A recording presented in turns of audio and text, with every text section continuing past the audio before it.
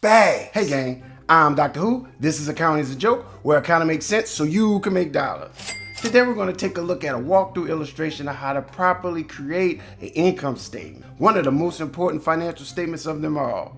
So if you're unfamiliar to the income statement, don't fret. I dropped a link to a video to get you up to speed in no time.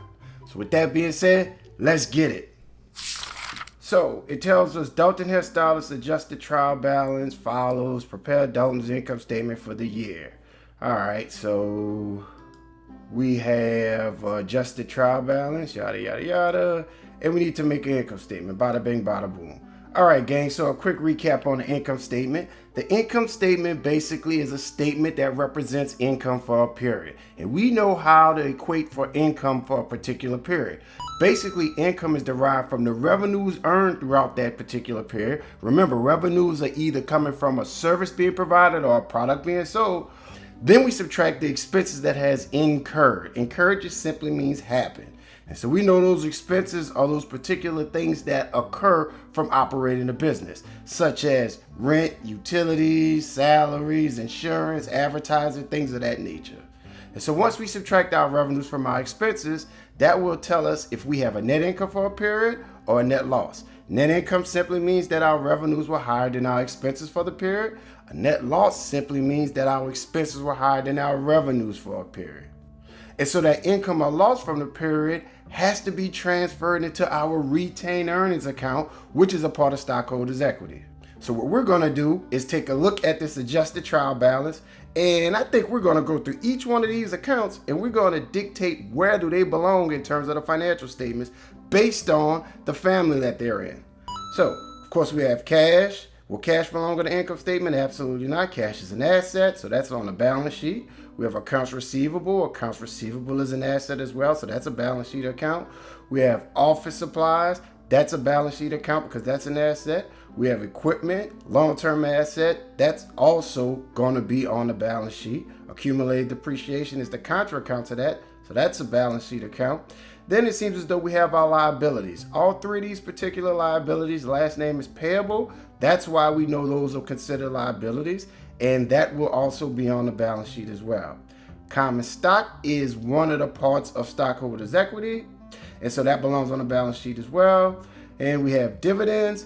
Dividends is a distribution of income to the shareholders.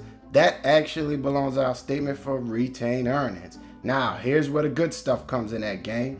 These things that affect retained earnings, these last few accounts happen to be the accounts that will belong on the income statement. Why? Because they consist of revenues and expenses. So we're going to take these last few accounts, the revenues and the expenses, and we're going to create our income statement.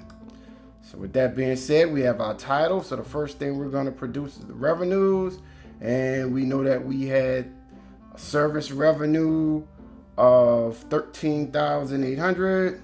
Then we go to our expenses. And most of the time, gang, expenses are listed in descending order from the highest expenses to the lowest. And so we're going to start off with our rent expense. We had rent expense of $3,900. Then we have interest expense of $2,300. Then we have depreciation expense on the equipment for $2,200. And lastly, we had some supplies expense for $850. So we're going to net those total expenses up, and that will give us a sum of $9,250. And now we have to decide whether or not we have a net income or a net loss. Obviously, it's a net income for the period because our revenues exceed our expenses. So once we subtract those two numbers, we should get an amount of $4,550. We're going to check the answer. Fantastic, gang. So there you have it. A quick, easy illustration of how to properly create an income statement. Hopefully that made sense to you, gang, and that light bulb was quick enough for us. And if so, don't forget to like, subscribe, and share the channel with your friends so they can chase the bag as well. As always, gang, I'm Dr. Who, and it's my humble pleasure for you to share your time with me, and I'll see you soon. Bags!